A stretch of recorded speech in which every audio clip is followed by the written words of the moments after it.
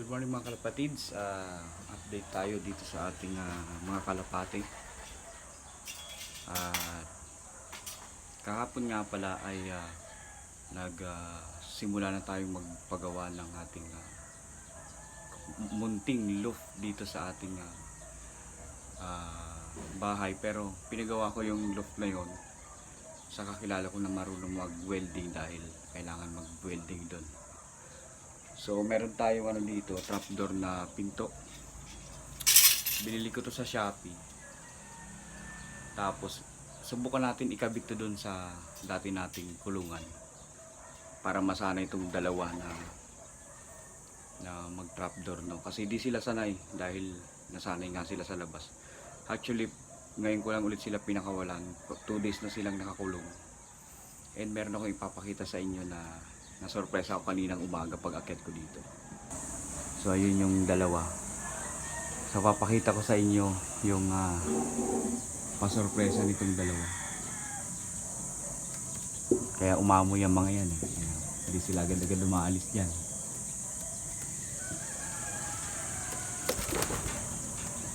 Ayan. Ilagyan ko na yan mga kalapatids ng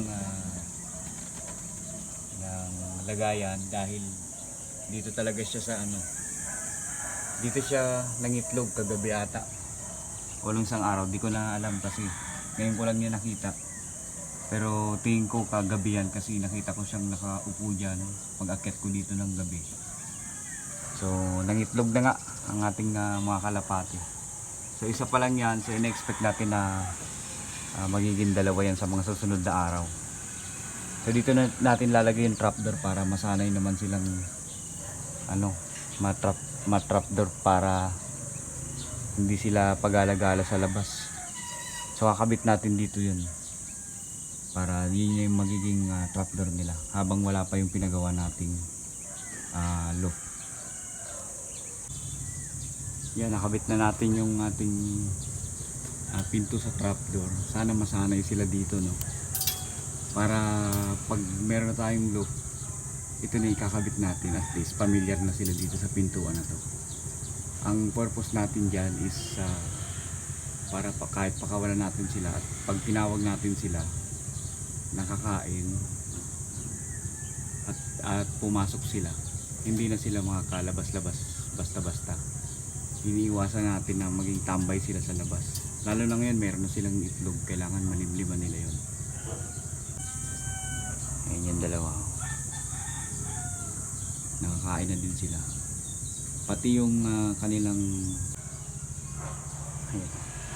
iniisip nila kung paano sila papasok.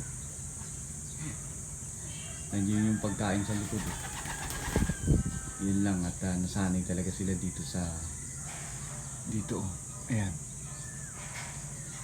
nasanay sila dyan. Kaya pag na-feel nila na wala silang option para pumasok dyan, dito sila sa sampayan pumapasok. Ayan.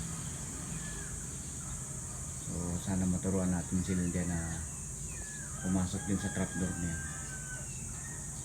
Medyo mahirap na yun kasi 1 taon na sila eh, may edad na rin kahit paano, pero tsatsagain natin yan para lang hindi sila tambay lagi sa labas. Pati na yung patukan nila, kinokontrol na rin natin kasi dati dahil nga busy tayo sa trabaho, continue lang sila feeding. Kumbaga kung ano lang yung maiwan ko na pagkain sa kanila, yun na yun. So ngayon sisimulan natin na turuan sila habang bata-bata pa. Sana matuto pa sila dahil yung magiging sisiw nila, yun yung ititrain na natin eh. So kailangan sa magulang pa lang maturuan na natin. So yun lang mga kalapatids, salamat sa inyong panonood at update ko na lang ulit kayo sa mga susunod na video. Sana madala ko na dito yung look na pinagawa natin. Thank you.